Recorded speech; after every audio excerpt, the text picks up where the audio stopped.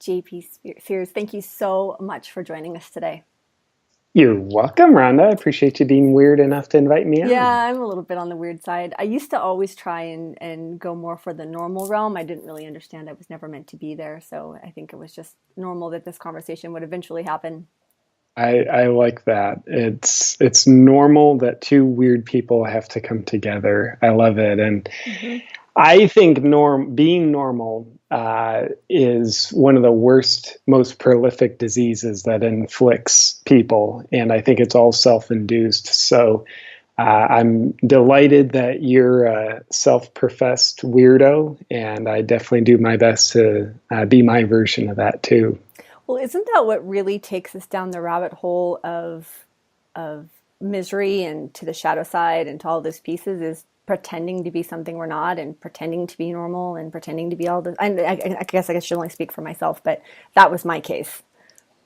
Yeah, well, luckily I'm perfect and completely healed, so I haven't had to deal with any of that. Nice. But yeah, of course, I do believe betrayal of self is at the heart of so many of our wounds, so much of our shadow that controls us, the unresolved pain we have about how we betrayed ourselves. And I think being normal is a very benign sounding word, but to me, it's sort of like actually horrific self-betrayal where we're betraying who we really are, even though we might not know who that is, but we're betraying our true self before we even meet our true self in the name of trying to be who we think we're supposed to be. And I think that's what we call normal. Like, oh, I am who I'm supposed to be, and I am being how people are supposed to be.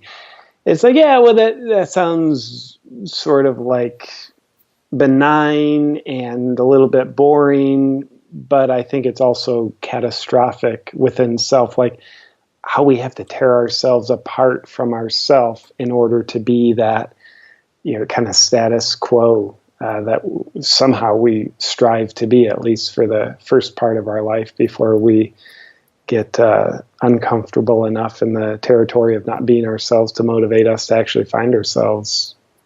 Yeah, the getting comfortable being uncomfortable. I heard somebody say it's like we are a projection of who I think you think I am. Uh, Yeah, which is very interesting. I know I lived most of my life that way. I was 38 when my finally came. I wasn't young in my process, but it comes when it comes, right? We don't know what we don't know until we know. I think we both do that now, Yeah. but So for yeah. sure. Yeah. Yeah, go So ahead. yeah. So you're super interesting. You have amazing videos. I remember when I saw your first video, I was like, okay, so how do you become the person who can be this authentic in like what you're delivering? And before I didn't really understand that you were a coach and like really what you were doing. I just thought you were someone out there being really funny. So when those two pieces tied together for me, I was like, this man is deep.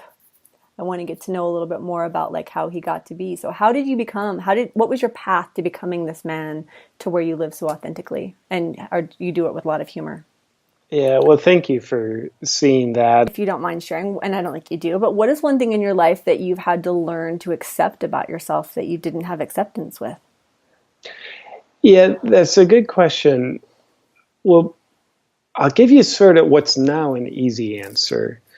And it would be using my sense of humor publicly.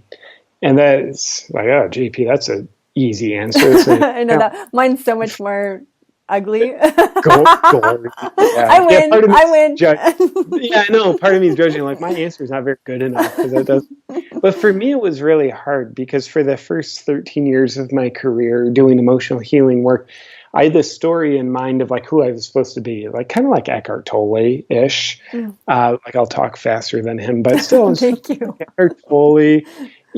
In spiritual teachers, emotional healing coaches, they're not supposed to be funny. They're supposed to be mostly serious.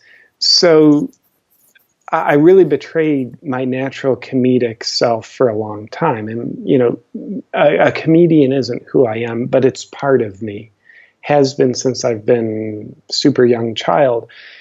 So about 2.5 years ago when I first began making comedy videos, it was a rite of passage to get to that point of being willing to do it. And then continuing with it, the rite of passage hallway was just deeper than that.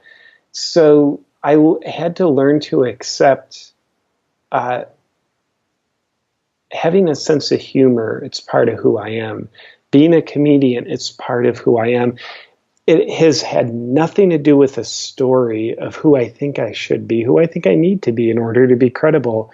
So accepting the comedic part of me and supporting it, embracing it, celebrating it, expressing it, as I also do other parts of me, sincere parts of me, I have found has learning to accept it has been magic for me.